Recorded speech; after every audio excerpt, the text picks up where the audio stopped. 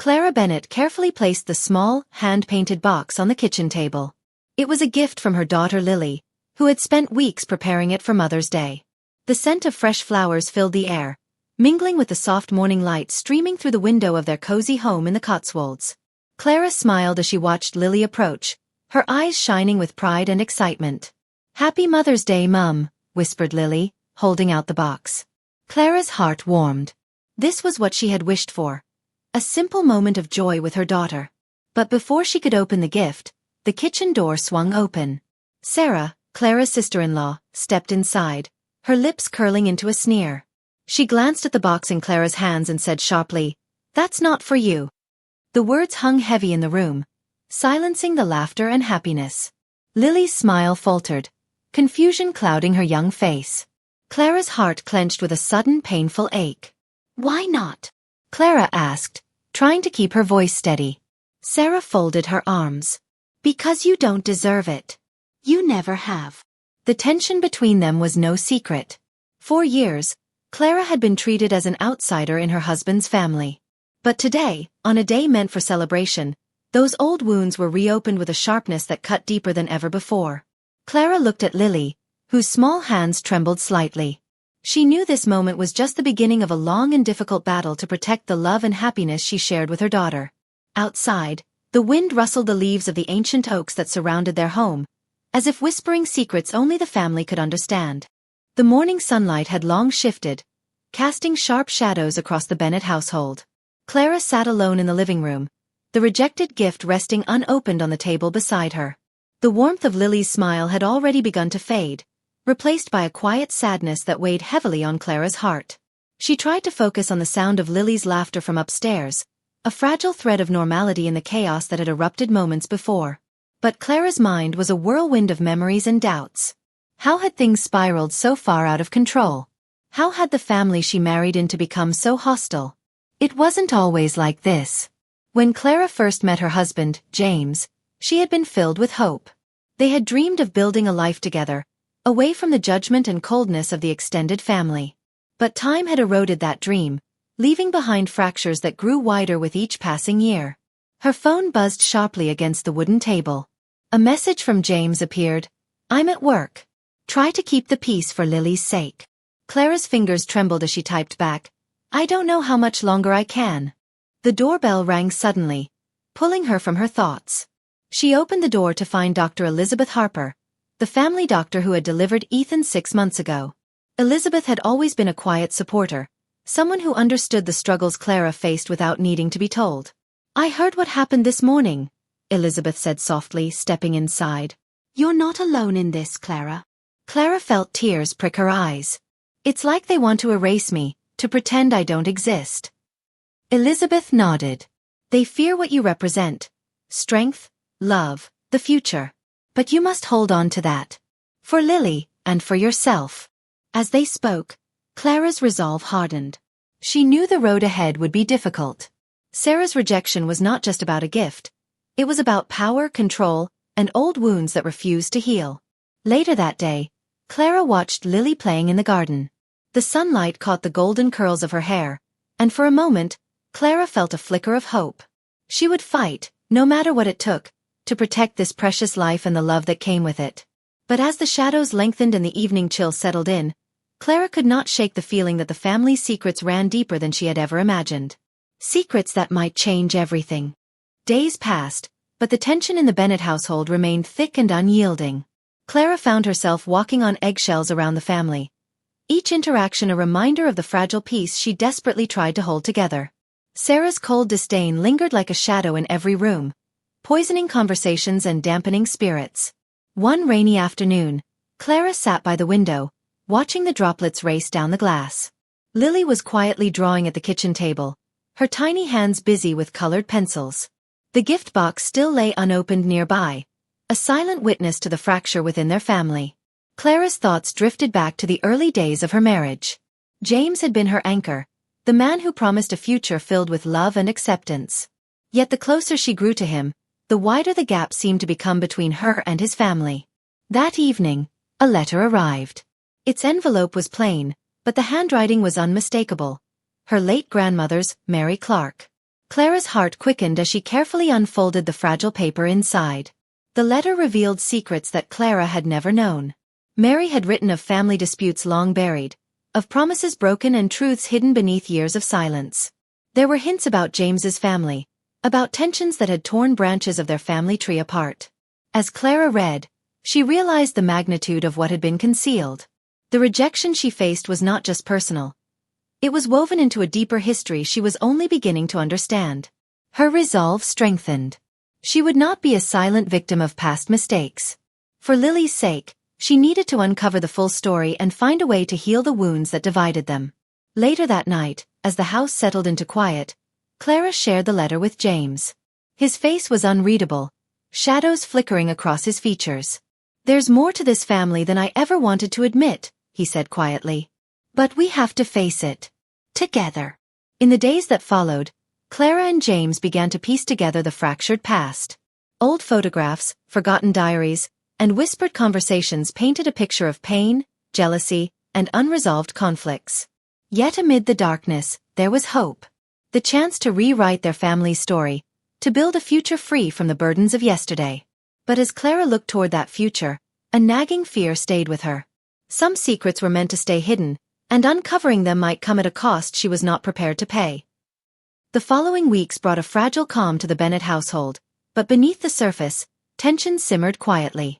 Clara and James were united in their quest to uncover the past, yet the revelations they uncovered only deepened the chasms within the family. One evening, Clara found herself sitting at the dining table. An old photo album spread before her. Each image told a story. Smiles frozen in time, celebrations that seemed joyful yet masked the undercurrents of resentment.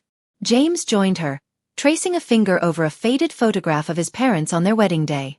"They were so full of hope back then," he murmured. Clara nodded. "But something changed." James sighed heavily. "It's hard to admit, but Sarah's bitterness has roots in more than just family disputes. She's carrying wounds we barely understand." Their conversation was interrupted by a sharp knock at the door.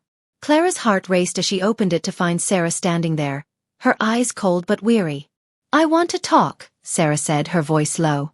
Inside, the air was thick with years of unspoken grievances. Sarah revealed painful memories, feelings of abandonment, jealousy, and a deep fear of losing her place in the family. Her resentment toward Clara was tangled with old family secrets, a desperate attempt to protect what she believed was slipping away. Clara listened quietly, her own heart aching with empathy. She realized that the battle was not just about recognition, but about healing wounds that had festered too long. As the night wore on, the three of them began to bridge the distance with tentative words and fragile understanding. It was a start, but Clara knew it was only the beginning of a long journey. Later, as Clara tucked Lily into bed, she felt a bittersweet mix of hope and uncertainty. The family was broken, but maybe, just maybe, there was a chance to mend what was torn apart. Yet outside, in the stillness of the night, a figure watched from the shadows, a reminder that some battles were far from over. The days grew colder as autumn deepened, casting long shadows over the Bennet home. Clara's determination to mend her fractured family was tested at every turn. The fragile progress with Sarah was soon threatened by the re-emergence of old tensions and unwelcome guests. One morning, a letter arrived addressed to James. Its contents were brief but chilling, a warning to stay away from the family's affairs or face consequences. The handwriting was unfamiliar, but the threat was unmistakable. James showed the letter to Clara, worry etched across his face. "This means someone wants us to stop digging," he said. "But we can't." Clara nodded firmly. "We owe it to Lily. We have to find out the truth, no matter what." That evening, as rain pattered against the windows, Clara and James sat together, piecing together more of the past. They discovered a hidden diary belonging to James's grandfather, William Bennet. Its pages revealed a tale of betrayal and greed, of a property dispute that had divided the family decades ago. The diary also hinted at a secret that James's parents had kept hidden, a secret that could explain much of the bitterness between the siblings. As Clara read aloud, Lily sat nearby, clutching her favorite teddy bear. The innocence of her daughter was a stark contrast to the darkness unfolding around them. Determined to protect her family, Clara resolved to confront the past head-on. But the deeper they delved, the more dangerous their quest became. Unseen eyes watched their every move, and whispers of the old feud echoed through the village. One night, Clara awoke to the sound of footsteps outside the house. Heart pounding, she peered through the curtains to see a shadowy figure disappear into the darkness.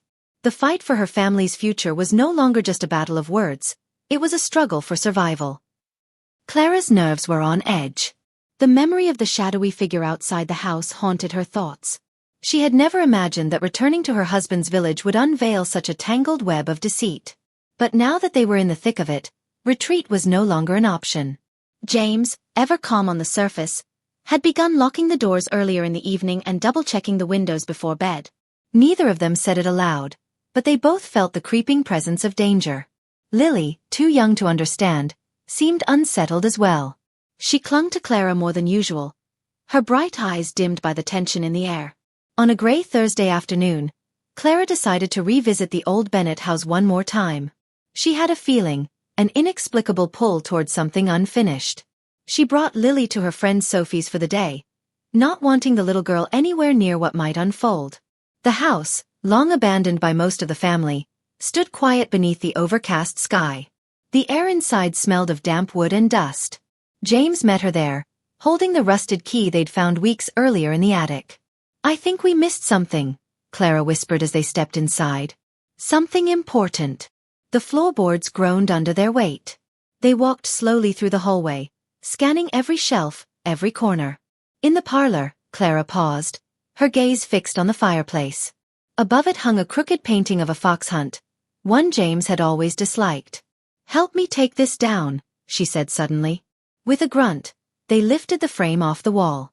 Behind it was nothing but stained wallpaper, until Clara noticed a thin seam in the plaster. Her fingers traced it. "There's something here." With careful effort, James began peeling away the plaster. Beneath was a narrow wooden door embedded into the wall. A hidden cellar entrance. James turned to Clara, uncertainty flashing in his eyes. "Are you sure about this?" Clara nodded. "We need to know." The stairs leading down were narrow and covered in dust. They descended slowly, torches in hand, until their feet met the damp earth floor.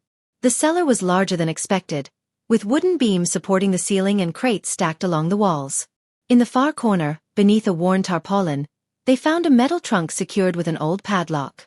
James broke it open using a crowbar. Inside were bundles of old letters, family records, and a faded photograph of a woman holding a baby.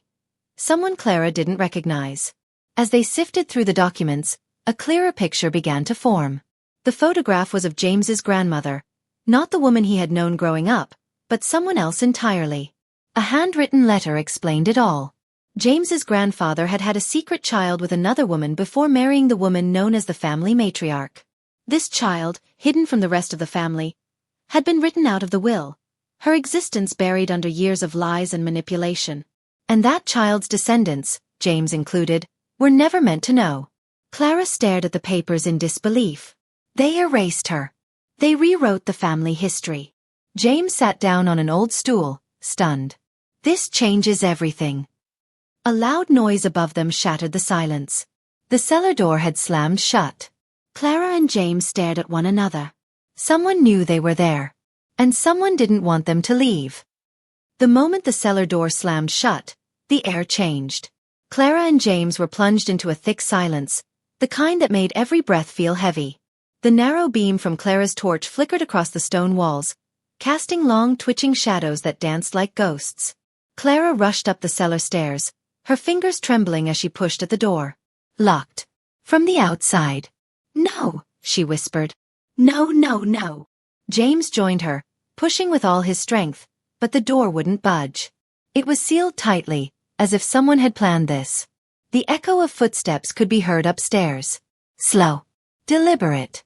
"Someone's still in the house," James murmured, his voice cold with dread. Clara turned to him. "They know we found the truth." He nodded grimly. "And they're trying to keep us from taking it with us." They returned to the trunk, desperate now. Clara stuffed the letters and the photo into her coat, ignoring the dust and age. James searched the shelves, uncovering more names and dates, ledgers of transactions, most of them involving property transfers and hush money. "This wasn't just a secret," James said under his breath. "It was a whole operation, keeping her out of everything." Clara held the photograph closer. The woman looked gentle.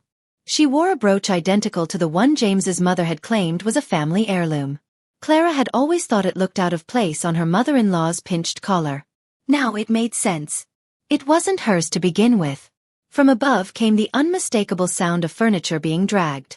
Someone was barricading the door. Trapped. James grabbed Clara's hand. "We have to find another way out." They searched the cellar walls.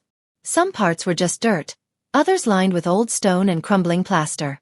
At the far end of the room, behind a rack of broken garden tools, they found a bricked-up archway. "Could this be a coal chute?" Clara asked. "It could be," James replied, wiping away the grime. "Or a servant's tunnel. A lot of these old estates had them." They began working, pulling loose bricks with what little strength they had. It was exhausting, and the air grew heavier with each passing minute. Clara's hands bled. James's arms trembled. But slowly, brick by brick, they created a hole just big enough to crawl through. They pushed through the narrow tunnel, coughing as dust filled their lungs.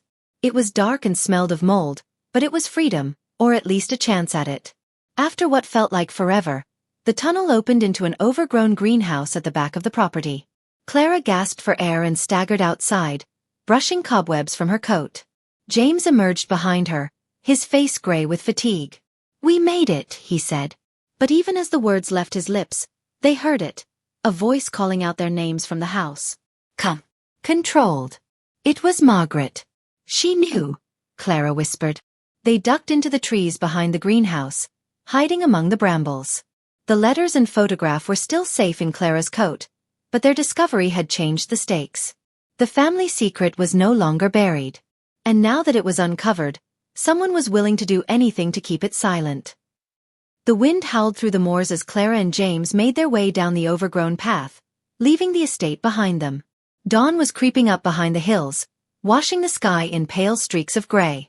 Every bone in Clara's body ached, but her mind was sharper than ever. They had the proof. But more than that, they had questions. And the only person who might still hold the answers was the one who tried to silence them. Margaret. "She's not going to let this rest," James said, glancing over his shoulder. "I don't plan to either," Clara replied, her voice flat. "Not after what she did to me. To my children." They reached a lay-by near the edge of the village where Clara had left her car. It was still there, untouched. Clara took the wheel, hands shaking slightly. As they drove into town, the sky brightened, but the weight in their chests did not lift. They didn't go home. Not yet. Instead, they went straight to the solicitor's office. Clara marched in, still dusty from the cellar, and placed the letters and photo on the solicitor's desk. "I need this added to the estate record," she said. "Now." The man, a neat and cautious fellow named Mr. Haycroft, adjusted his glasses and took the envelope. He read a few lines in silence, then blinked rapidly. "Where did you get these?" "They were hidden in the cellar," James replied. "Behind a false wall. These are signed by Alistair himself. They prove he intended to name Clara's mother as beneficiary." Haycroft frowned. "But that would make Clara the rightful heir," Clara finished. "Not Margaret. Not any of them." Haycroft nodded slowly, the weight of the revelation settling in. "This changes everything." He promised to begin the process of reopening the probate immediately. But as Clara and James left the office, the tension didn't ease. They knew it wasn't over. Later that evening, Clara sat alone in the nursery, watching Malachi sleep. The peaceful rise and fall of his chest grounded her. He was the reason she had fought. The reason she would keep fighting. A creak outside the room made her stand. She stepped into the hallway, expecting James, but the corridor was empty. Only the soft ticking of the old grandfather clock filled the space. Then she heard it again. Not footsteps. A voice. Low. Whispered. She followed the sound down the corridor, past the study, and toward the old servant's wing. Her heart pounded. The door at the end, the one they had never been able to open, was ajar. Light spilled from inside. Clara pushed the door open fully. The room beyond was untouched by time. Dust lay thick on the furniture, but everything else remained exactly as it must have been decades ago. A fire flickered in the grate, though no one had lit it. And in the corner, a rocking chair creaked gently back and forth. There was no one in it. Clara stepped forward, something in her stomach twisting. On the wall above the fireplace hung a portrait. It wasn't there before. It was her. But not how she looked now, how she had looked at 17, the age she had first come to the estate. She stood in the portrait in the same dress she wore that summer. Behind her, barely visible in the painted shadows, stood the woman from the photograph. Her mother. Clara stumbled back, breath catching in her throat. The rocking chair creaked louder now, rocking with invisible motion. Then she heard the voice again, this time behind her. They knew. They always knew. She turned, but no one was there. From the hallway, James came running, alarm on his face. Clara? I heard something. What is it? She pointed to the portrait, but it was gone. Only the fire remained. And the scent of wildflowers, drifting in the air where none had been before.